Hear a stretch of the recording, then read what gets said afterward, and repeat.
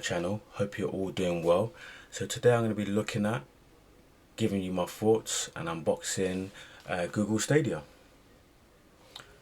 So currently I don't know anyone who owns Stadia. I've been curious about it and decided to buy one, mainly due to Google running a promotion in the UK on the Premium Edition. So over the course of this video I'm going to show you what you get inside the box, my experience setting it up and playing games, and finally whether it's worth buying. So what do you get inside the box? So you get the clearly white Stadia controller, you get the USB-C to USB-A cable, you get a power adapter which also has an Ethernet port which can improve the connection over Wi-Fi, and you get the Google Chromecast Ultra in black. So you have the on and off button, which is also the Stadia button for the Stadia menu. You have the Google Assistant button. You got the capture and screenshot button. You got the options button, menu button. You got your D-pad, your analog sticks. You got your headphone jack and a little dot right there. That's the microphone. On the back you got the USB-C charging port, and you got your trigger buttons, your L1, L2, R1 and R2 buttons. So Stadia Pro's subscription service costs $8.99 per month in the UK and can be cancelled anytime. New games are added every month which you can claim and keep as long as you're subscribed to the service. You also get monthly discounts on games if you decide to purchase. So Stadia can be played on the following list of compatible devices which you may already own, such as a compatible Android tablet, Android phone using the Stadia app, or on a TV using Chromecast Ultra with the Stadia controller.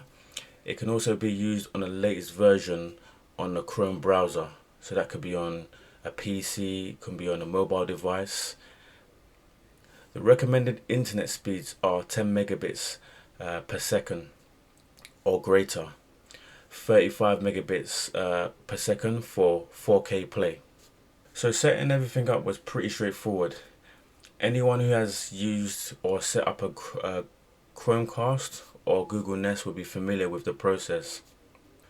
You connect the Chromecast to the HDMI port on your TV or monitor or laptop. Then you use the Google Home app to set up the Chromecast. So once that's complete, you need the Stadia app to set up the controller, which connects via Wi-Fi.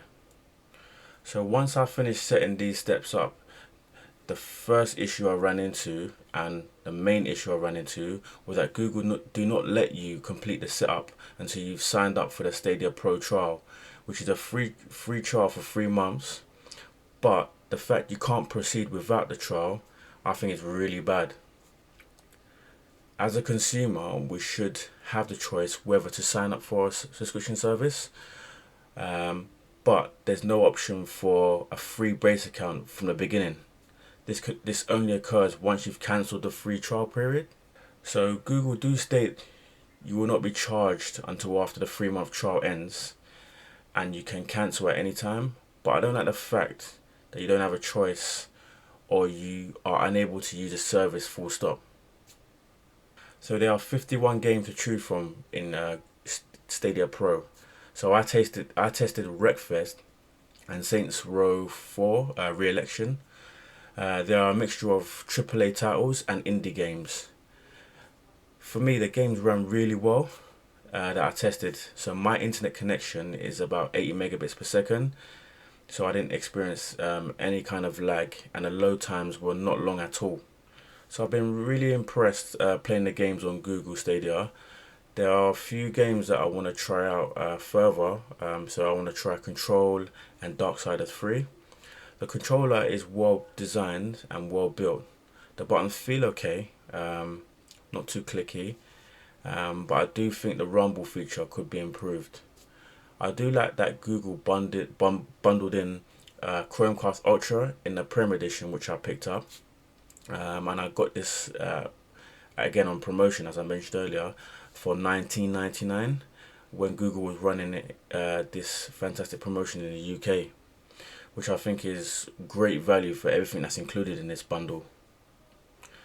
So as I mentioned, there are games available to buy and you also get a monthly discount. But one thing to consider is that if Google decide to close the service, what would happen to the games that you purchase?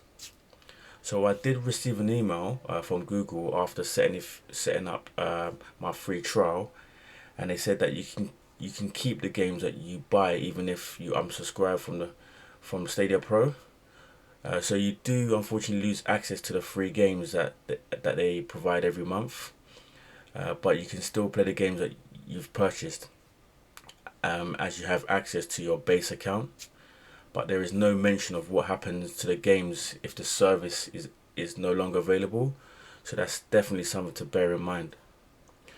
So personally, I don't think I would have purchased this at full price, as I do like the idea of being able to stream games, but streaming games as my main way of playing games, does not interest me enough to make a purchase at full price. But if you don't have an internet speeds that meet the requirements, then you may not have the best time streaming games. Overall, I'm impressed with the tech and how the service performs. If you're interested in Stadia and Google run a similar promotion, then I definitely would recommend trying it out. But personally, for myself, as I mentioned before, I wouldn't purchase it at full price, as streaming as my main way of playing games doesn't interest me enough. So that is the video, guys. Let me know in the comments if you've tried Stadia or if you own Google Stadia. If you guys game, what platform do you mainly play on? So big thanks if you made it to the end of the video. If you're new to my channel and you like my videos, feel free to like and subscribe. Big thank you to all, and I'll see you in the next video.